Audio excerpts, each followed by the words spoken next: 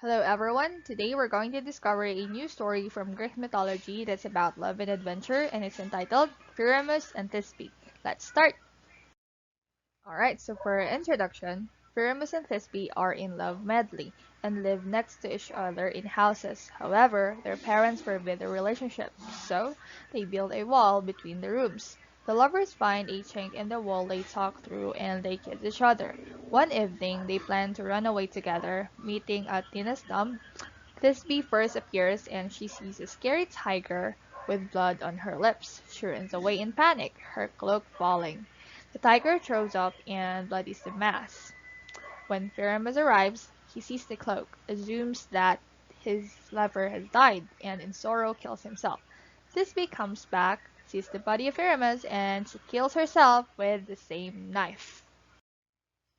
And here are the objectives. At the end of the lesson, students will be able to recognize microcosms in celebrated Greek and Roman love stories, define the meaning of hero in mythology, identify motives of the characters from the text, illustrate the relationship of love to the discovery and awareness of oneself, formulate personal concepts and perceptions of love, and acknowledge the reflection of not just our own deepest hopes and fears, but also those of people from the earliest times.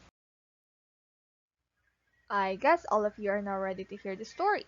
So let's get started. The most popular, straight-up version of Pyramus and Thisbe's tale comes from our main man Ovid, who in his Metamorphosis lays out the whole sad story. Okay, so let's talk about the story's characters. So let's first have Pyramus. One of the earliest representations of the archetypes of young lovers, Pyramus is a blueprint for all the romantic young lovers to pursue. There is no doubt he is an extreme example of this specific type of character.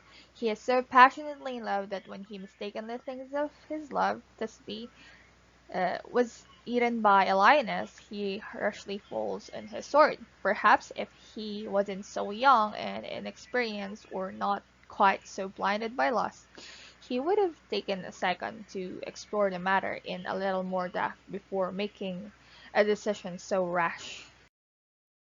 Alright, let's now talk about Thisbe. Thisbe is young and in love. She's just a model, not a completely fleshed out character to present a sort of person around, but don't get us wrong, we don't say Thisbe is cliche. Instead, we see her as a model for so many other characters coming out.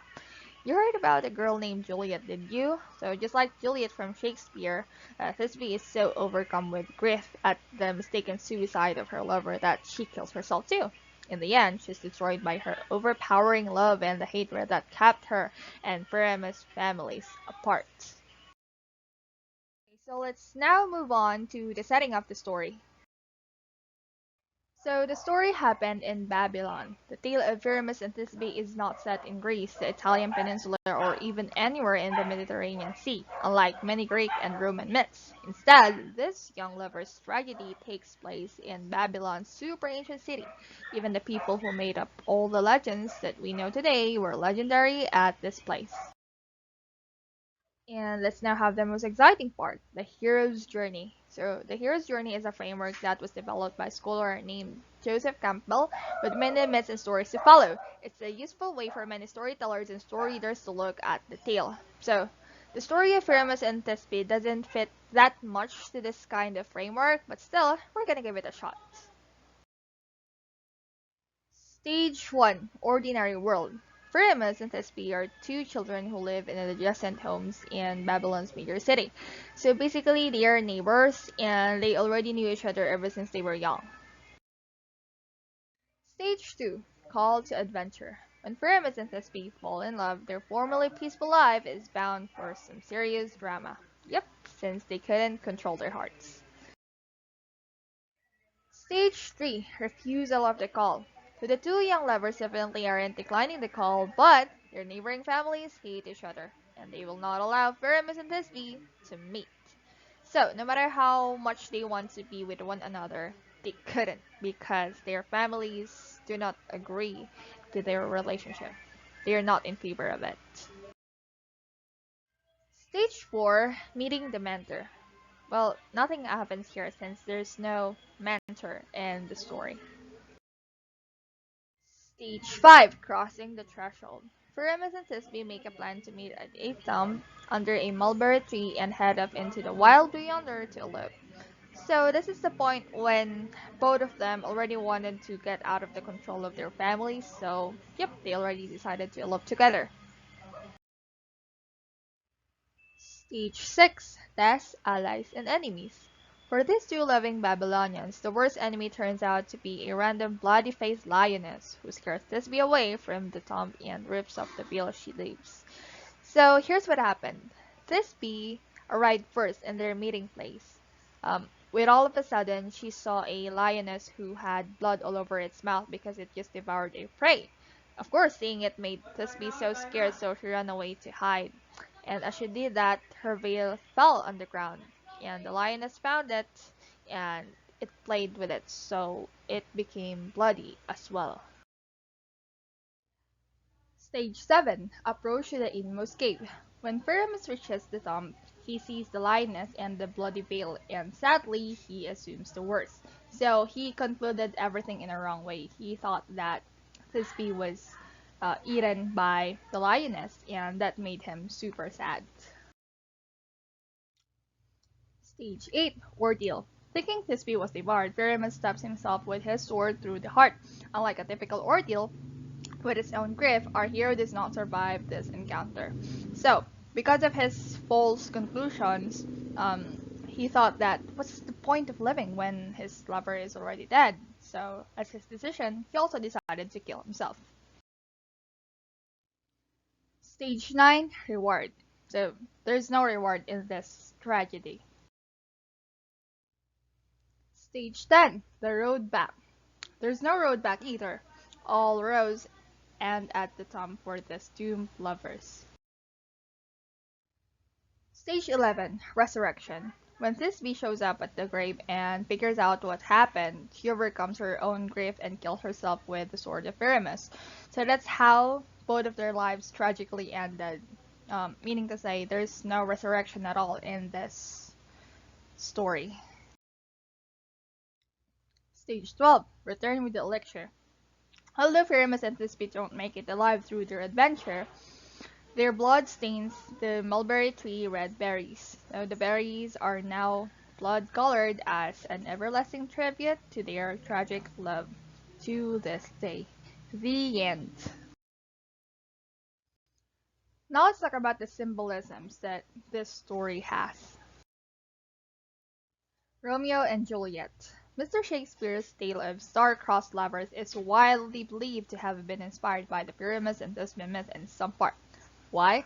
For what? Well, those similarities certainly are hard to ignore. So here are those. They are young and desperately in love. They are kept apart by their families who hate each other. They plan to elope despite their parents, though Romeo and Juliet succeeded.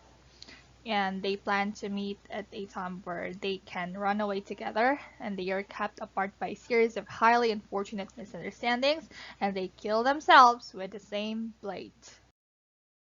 Next, King Arthur, Lancelot, and Guinevere. King Arthur, are you familiar with him? Well, he was an awesome king who invented chivalry, basically, recruiting a bunch of noble knights to bring justice to England. But trouble came when his best knight, Lancelot, fell in love with his beautiful friend, Guinevere. The affair, which resulted in many versions of the story, ended up destroying Arthur, the Round Table Knights, and Camelot himself. King Mark, Tristan, and Isolde. Many people believe this popular medieval tale might actually have influenced the story of Arthur, Lancelot, and Guinevere. It's a convincing argument because it sounds familiar and mighty. In this story, Tristan, the entrusted nephew and amazing knight of King Mark, is sent to Ireland to take Isolde back for Mark as a bride. Unfortunately, along the way back to England, Isolde and Tristan accidentally drink a love potion and fall in love. Their secret passion ends up causing all sorts of problems, and it leads to the death of all three in many versions. Next is the wall. The only way that they can communicate is through a crack in the walls separating their adjacent houses. Is it just us, or does the separating wall seem like a pretty blatant symbol of their families that keep them apart? However, it's a bit ironic because the wall separating these two households is also one of the few things they share. Even though the families hate each other, there's not much they can do about the fact that their houses share a wall and their kids share an immense affection for each other. Now, let's talk about the themes of the story. Love. The love in this myth is not lacking. It is, after all, the desperate love between Pyramus and Thisbe that causes the start of all the problems. In fact, scratch that. It's the fact that their families are not going to let them get together. If Pyramus and Thisbe were allowed to get married, they wouldn't have had to concoct that plan to meet secretly to elope under the mulberry tree. Dream, hope, and plans. Poor Thisbe and Pyramus. They were so keen to get out of Babylon, get hitched despite the wishes of their parents, and live happily ever after. Of course, like a whole host of the other ancient myths, there is no happy ending in the tale of Pyramus and Thisbe. One lioness, a bloody veil, and a series of highly unfortunate misunderstandings spoil the dreams and hopes and plans of the young lovers. They both end up dead by their own hands instead of living happily ever after. And that's it. Thank you so much for watching, and I hope you learned a lot.